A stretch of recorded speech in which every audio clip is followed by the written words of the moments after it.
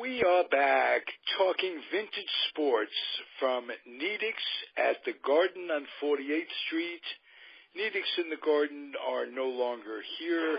Our memories are, and we'll go on. Hal Bock is here. Al Blumkin is here.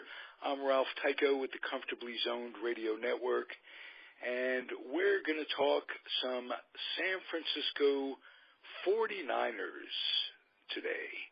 And Al Blumkin knows all there is to know about the early San Francisco 49ers.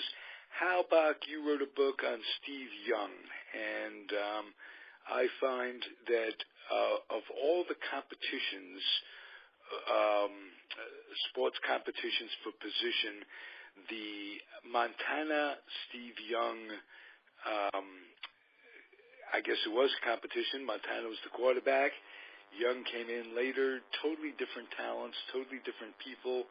And Young kept on winning. And first Al Blumkin, if you would, what about the early 50s 49ers stands out in your head? The 49ers were formed in the All-American Football Conference in 1946, and they played there for 4 years. The quarterback, for the most part, was a lefty named Frankie Albert, and they were good enough, but the Cleveland Browns in that conference were a super team who won it all 4 years of its existence. And the 49ers, toward the end, came in with the second best team in that league. The 49ers 1 year went 12-2, and the Browns had gone 14-0. The 49ers' only two losses were to the Browns, and both of them. Their main rivalry were the Rams. Am I correct? No, not back then. There was a team in L.A. called the Dons. Oh, that when the AAFC collapsed, and in 1950, the Browns and the 49ers came into the NFL, and teams like the Dons were merged into the Rams, and there's a team called the New York Yankees, which merged into the Giants, and the Giants got a couple of players, very good players out of that merger, and one of whom was Tom Landry. Oh, wow. So the 49ers came in to the NL, and they were, pretty much in contention for most of the 50s. They had a tremendous offense with Y.A. Tittle as the primary quarterback. The running backs were Hugh McElhaney and Joe Perry, and for a couple of years, John Henry Johnson. Their receivers were Billy Wilson, who was an excellent receiver who very few people know about, and another end named Gordy Saltor, who also did the place kicking for the team. And a big voice in media in San Francisco. I think he was a golf announcer or had, anyway, just Gordy Salter is a big name. Yeah, and the big offensive lineman was a Hall of Famer named Bob St. Clair. Yes. Who was 6'9", weighed over 200 and something pounds, and was famous for liking to eat raw meat. Right. Al, what about R.C. Owens? No, he was later. They were later. R.C. Owens was near the end of the decade. With Brody? Yeah, well, but the 49ers had a big problem. They couldn't defend very well. Okay. And they were involved throughout most of the 1950s in high-scoring games, which came to a head in 1957 when they tied the Detroit Lions for the Western Conference Championship. They had a playoff game, and the 49ers had a 27-7 lead at the half. I remember watching this game on television.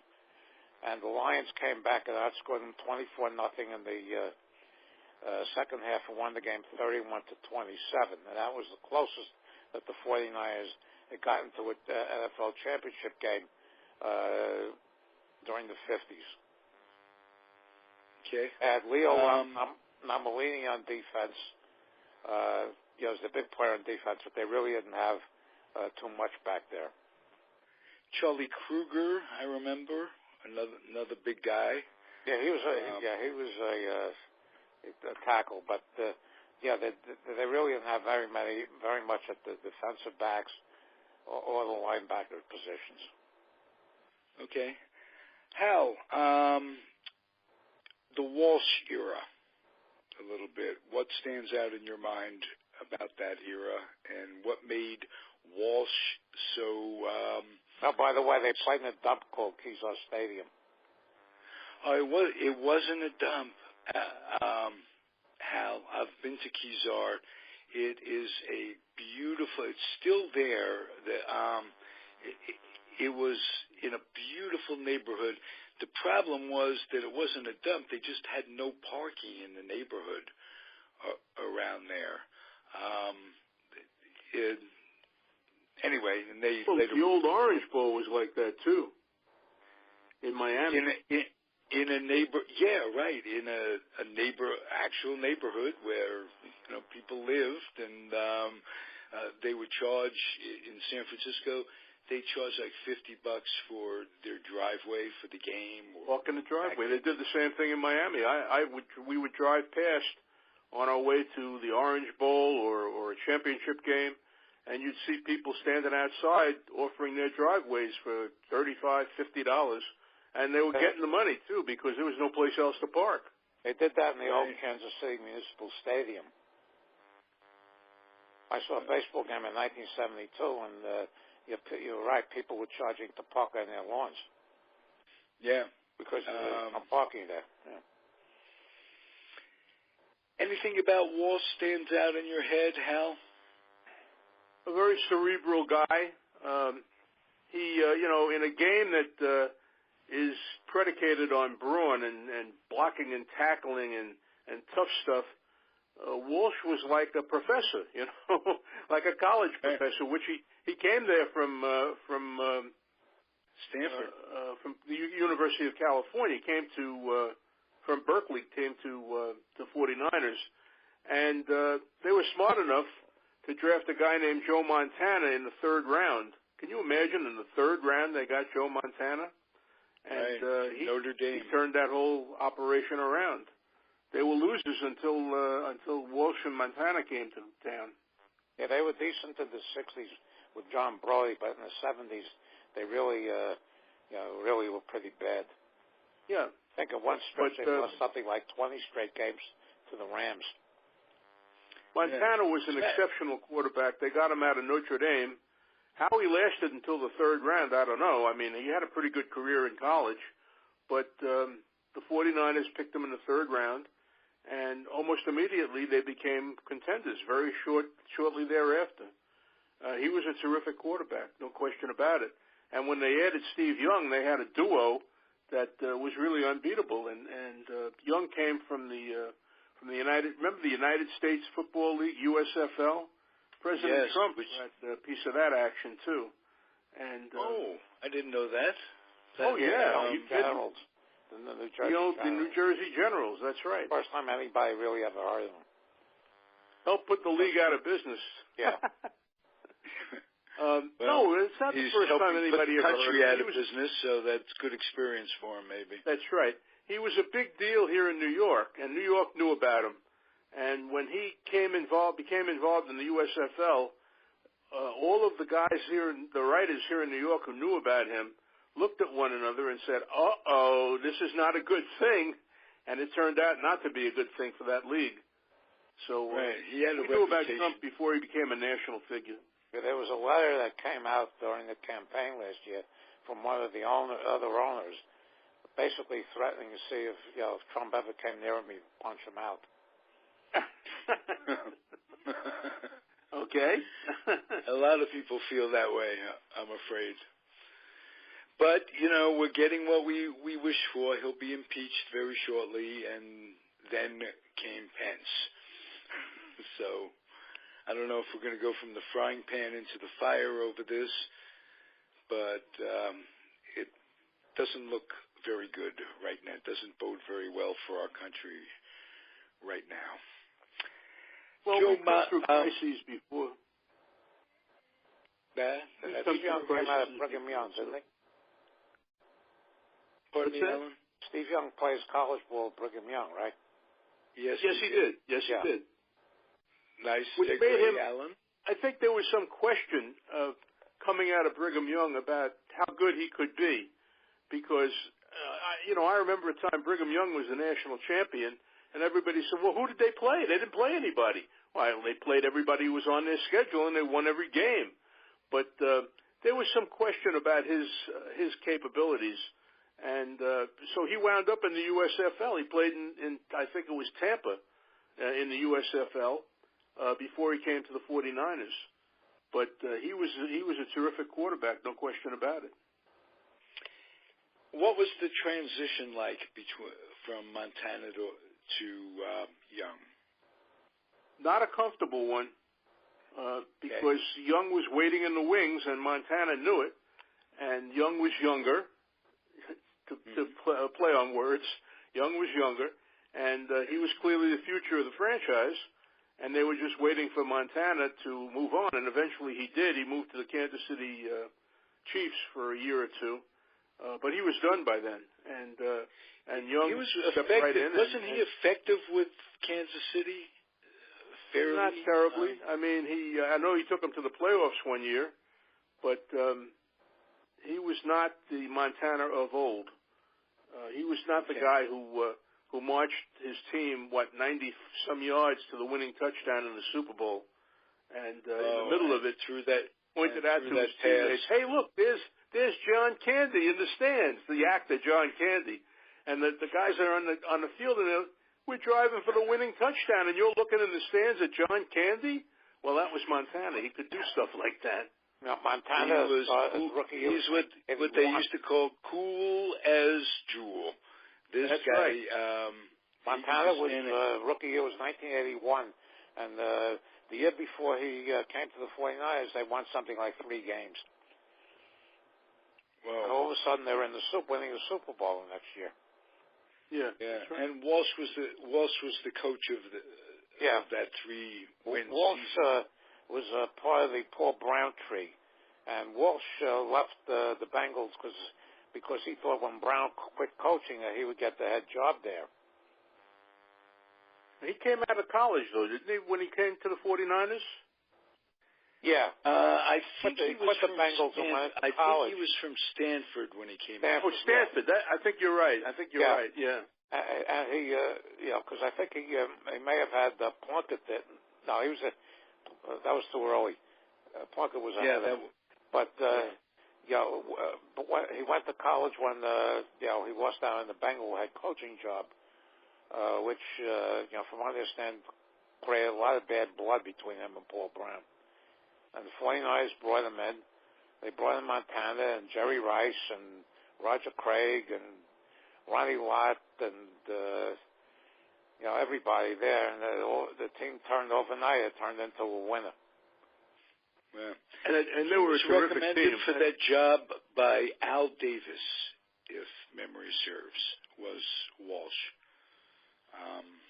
For whatever that's worth, Al Davis, the owner of the Oakland Raiders at the time, then the L.A. Raiders, then the Oakland Raiders, and now the Las Vegas Raiders. Not yet. It will be. Well, who knows? Will be. 3 years, 4 years, who knows? No, they're moving this season, aren't they? What? No, they're not. Not this season. 3 years. Take 3, 4 years before they get it. Yeah. I didn't know that. Okay.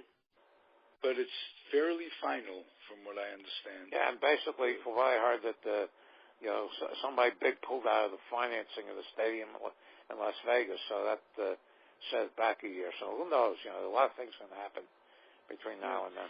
Hey, on a sad note, I can't think of his first name. Blank Clark, the guy that caught the marvelous White catch Clark, from Montana. Yeah. recently diagnosed with ALS. Yeah, I read that. And blames a lot of blames it on being concussed, concussions and what have you. I think 20 years from now there won't be football. The 49ers had a few players that played for them in the 60s that wound up with ALS. Do you think, let me throw this out to both of you. You just said 20 years from now there won't be football. Well, there won't be this kind of football. As we know it. Exactly. Because there's too many injuries and it's just not viable. How about flag football? Why can't we have flag football like the kids play? I don't know, but some of the most, if you've ever gone to one of these old-timer games, flag football, old-timers where they'll get 7 or 8 guys on each side and play, it's very entertaining. I mean, I don't get much of a thrill from the hits necessarily. I like to see the athletic plays. And a lot of people do. Yeah, that's right.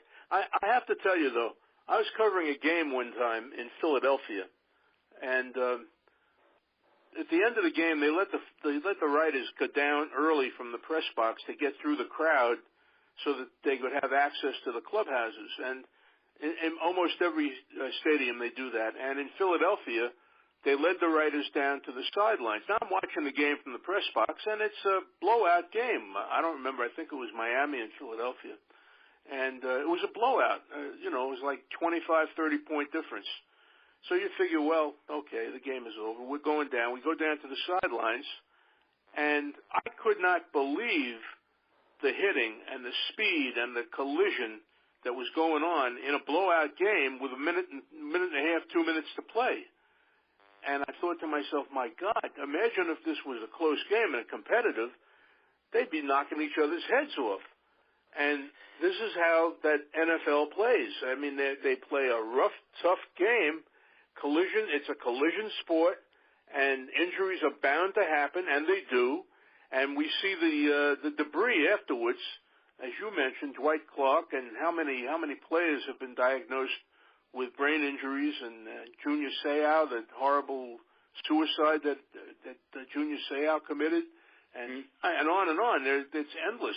I had occasion to interview the great John Mackey, who essentially invented the tight end position when he played for the Colts with Johnny Unitas, and he was in the first stages of brain disease, brain problems, and he would be slurring his words. He was the nicest man in the world, and it was a good interview, but you could see what lay ahead, and it did. He deteriorated something awful.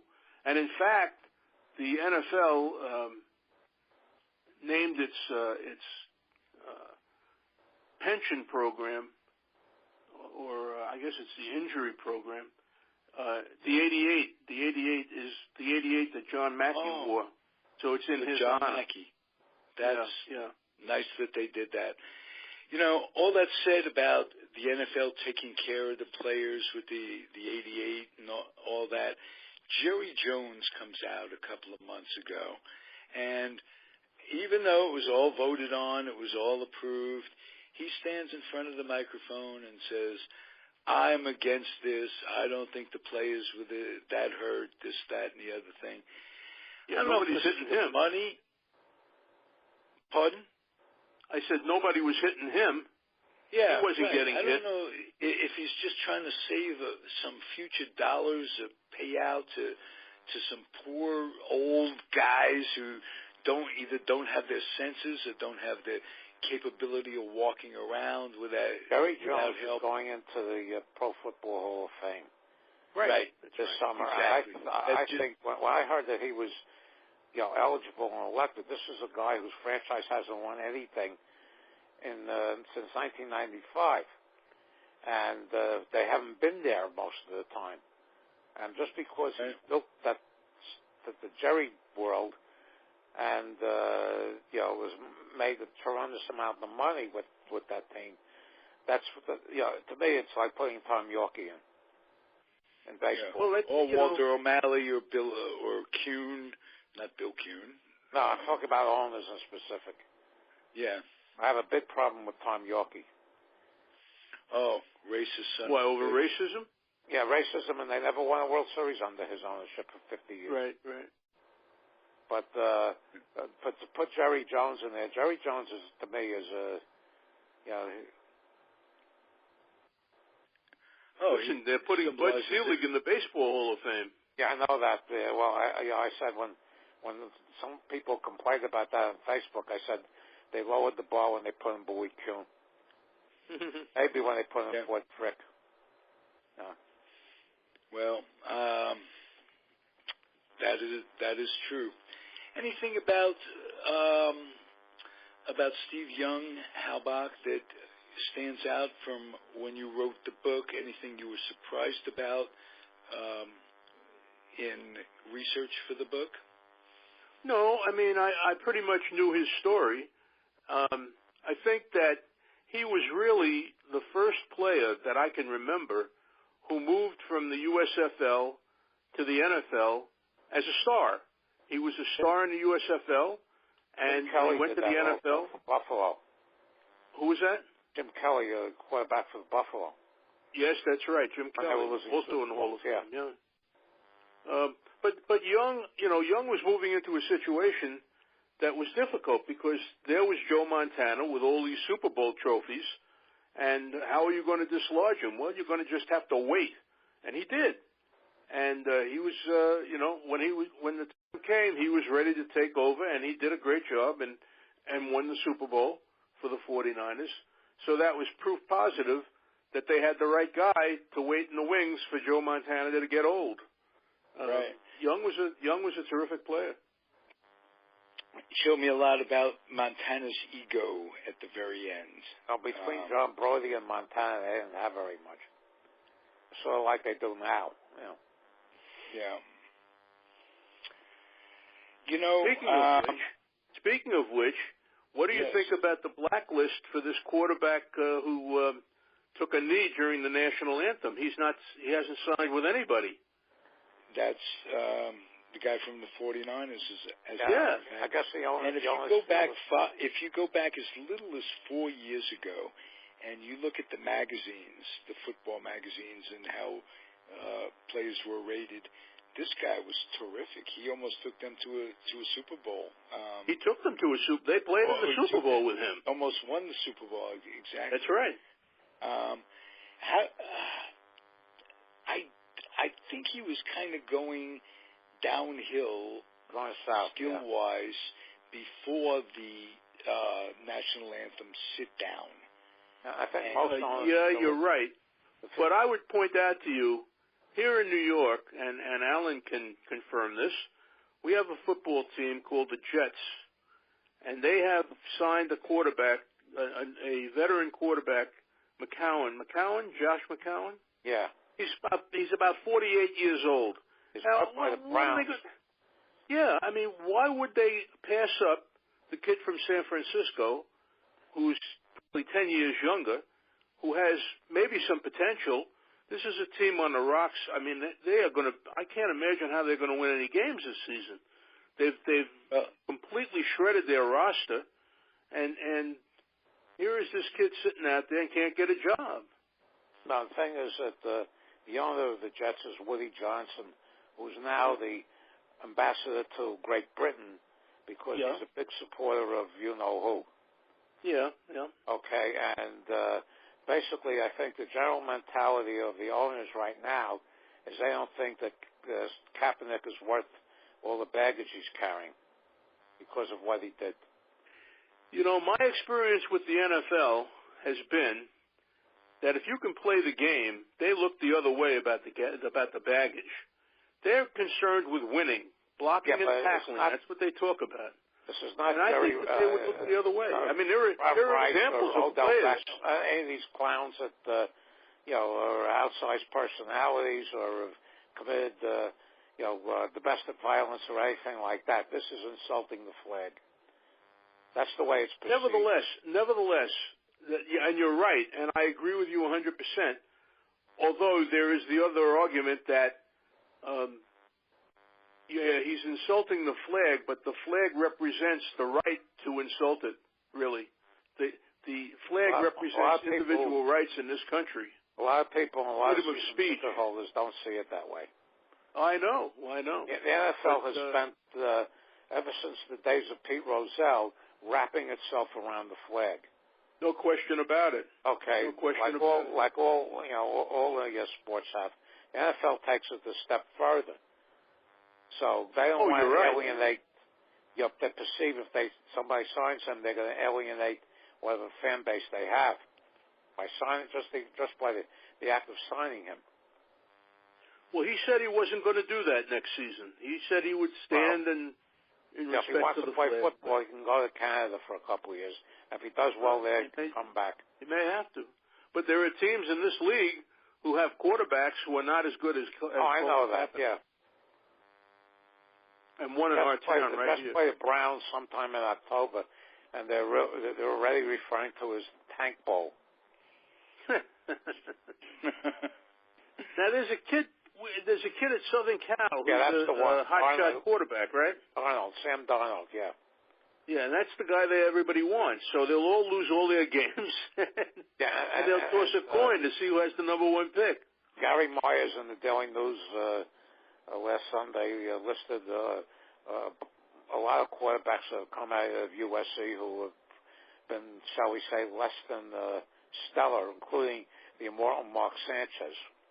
Well, I remember when they got Mark Sanchez out of USC, I said to myself, this is a kid who had like 1 year, I think, at USC. Yeah. And they had taken him out of the confines of Southern California, where it's sunny and warm all the time, and they're putting him in a wind tunnel in the Meadowlands, and they expect him to succeed. And he's a kid. He doesn't have much experience. And although he did take them to the championship game a couple of years, it just blew up in their face eventually, What do you guys think of the situation in New England? Great Rex Ryan. Yeah. Oh, basically the article said that the only one that's come out of there in the last 20 years or so that's even been halfway decent was Carson Palmer, who's now on the Cardinals, who is very injury prone. Yeah, that's true. What do you guys think of the New England situation with the cheating and the deflation of balls and will they be marred in history when you look back? Will there always be an asterisk in people's thoughts about how great it? Because let's face it, they've been terrific. They've been the best franchise in football for the last 15 years. They cheat. They cheat. Yeah. They've been caught. They've been caught more than once. So, do we celebrate that in the NFL? I don't know. Maybe you do. Maybe that's winning is. What was it that Vince Lombardi said? Winning is the only thing. Right. Winning isn't everything. It's the only thing. So, if you win, I guess they look the other way. People look the other way. Well, that's it. People in New England certainly do. You can't say anything bad about the Patriots in New England or you get lynched. Yeah, when it comes time that Belichick and Brady will be first time Hall of Famers. No question. But you know what I recommend to all of our listeners? If you have any question about the NFL and football on a Sunday afternoon, go watch the movie Concussion.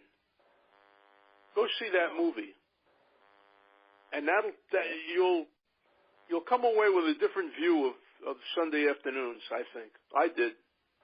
Is it a documentary or a movie? No, it's a documentary about the doctor who discovered the brain damage that these hits were causing, and what is it, CTE? I think. Yeah. Yeah. Which he came up with it. He discovered it. And how the NFL fought him, and how the medical profession fought him, and he persisted, and he's been proven correct. There's no question about it. And the movie begins with the tragic story of the center for the Pittsburgh Mike Webster, Steelers, Mike Webster. What a tragic story that is. And it just goes on from there. And there are all sorts of tragic stories. I remember when I'm a Giants fan. I grew up here in New York. I love the Giants. And they got a great cornerback named Dave Durson. And I thought, oh, that's great. He's a great player. And he was a great player. And he committed suicide, because of brain damage. Do you remember that? I mean, it's just... Frank Gifford took from Bednarik in 1960? Absolutely, yeah. And Gifford kept him out for a year. He sit out 1961 and came back and played 2 more years as a what they called in those days a flanker back. Wide receiver.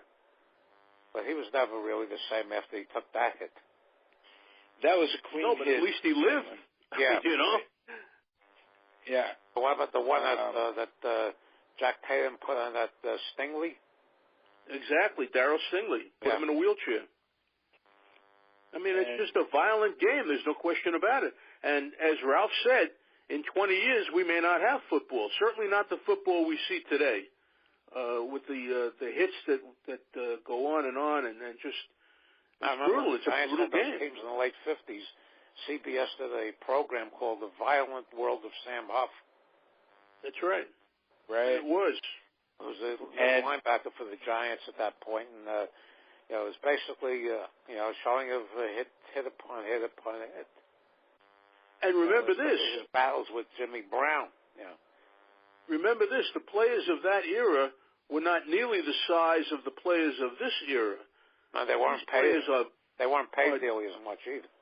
Well, of course, but these guys are enormous. I know, yeah. I mean, it's nothing. 300 pounds is nothing.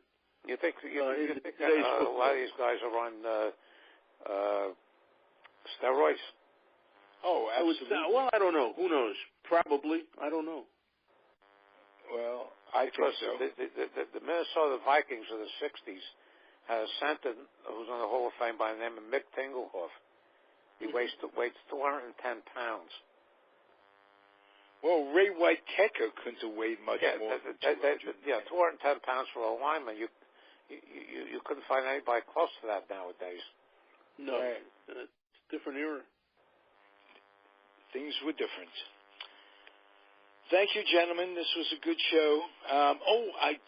Before we go, I wanted to address something that you brought up earlier, and you brought it up, both of you, kind of kiddingly.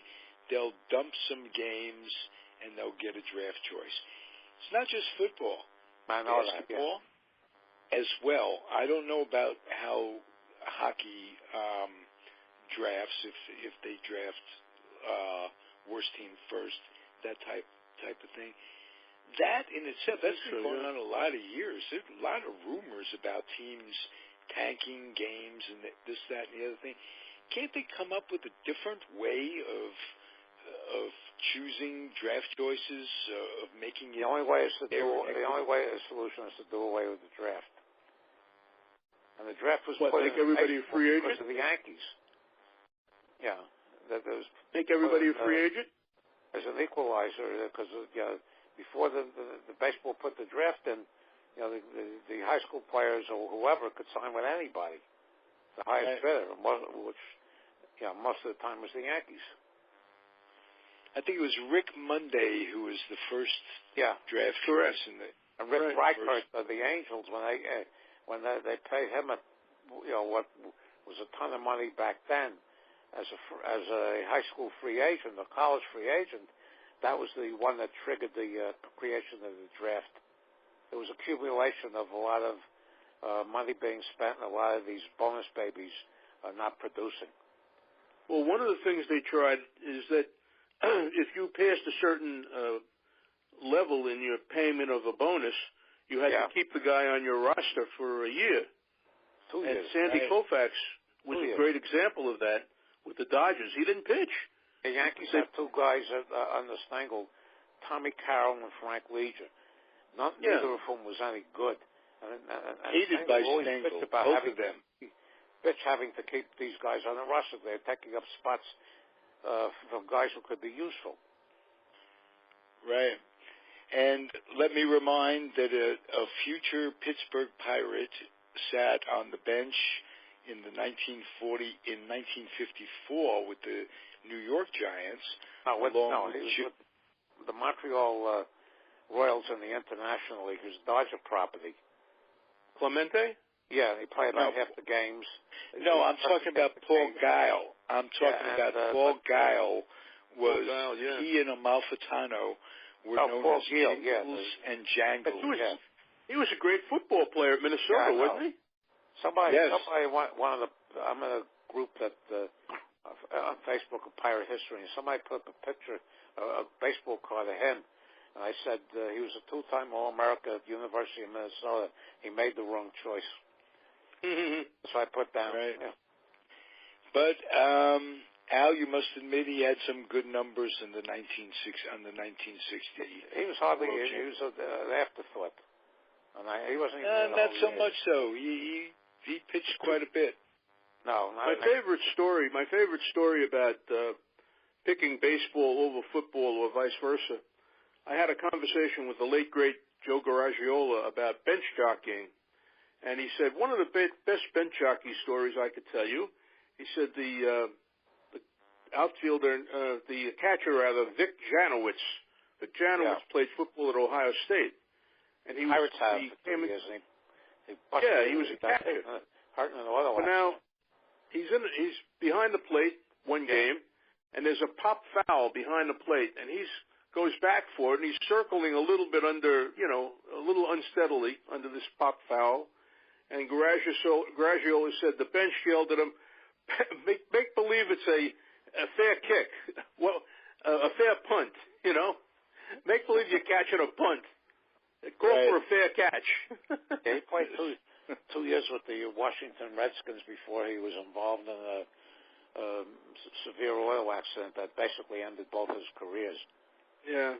But how you refer to that, one of my favorite Casey Stengel stories with the 62 Mets is they had a pitcher, Ken McKenzie, who was from Yale. Mm-hmm. Yes. And he gets into a jam. Casey goes out to the mound, says, just make believe you're pitching against the Harvards. Right.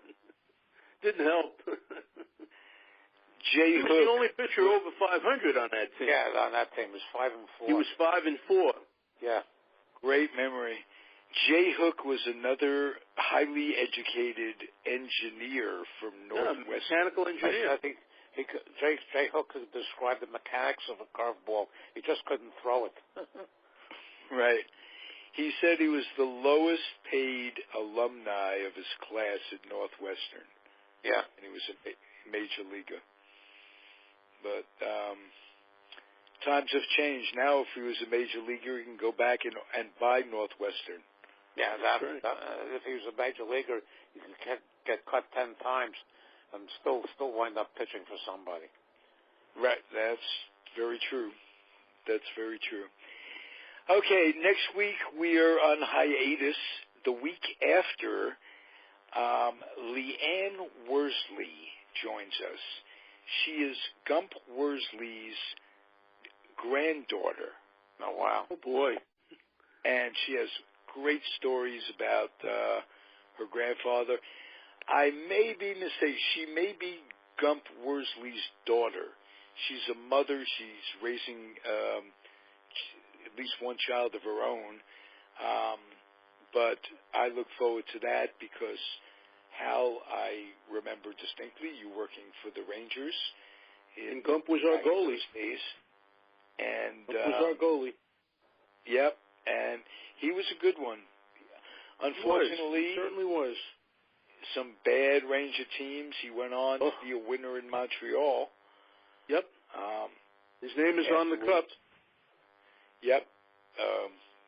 And was he traded for Jacques Plante? Yes. Okay. The Rangers traded Gump to the Canadiens for Plante. And it was a good trade for both teams. Plante played well for the Rangers for a couple of years. Yeah. And Gump won the cup. He did. Yeah. So we'll get to talk to her. Hal, I hope you're feeling better in 2 weeks. Thank you. And thank you. I thank you both, guys. This is fun. Best of luck, Hal. Yes. Thank you very much. We'll be pulling for you. And here. Keep us posted on how you're doing and what your needs are. All right. Okay. Take care, everybody. Thank you very much. We'll be back when we, in 2 weeks, like I say, and keep on keeping on. Thanks, gentlemen. Okay. Bye, everybody. Good night. Bye-bye. Good night.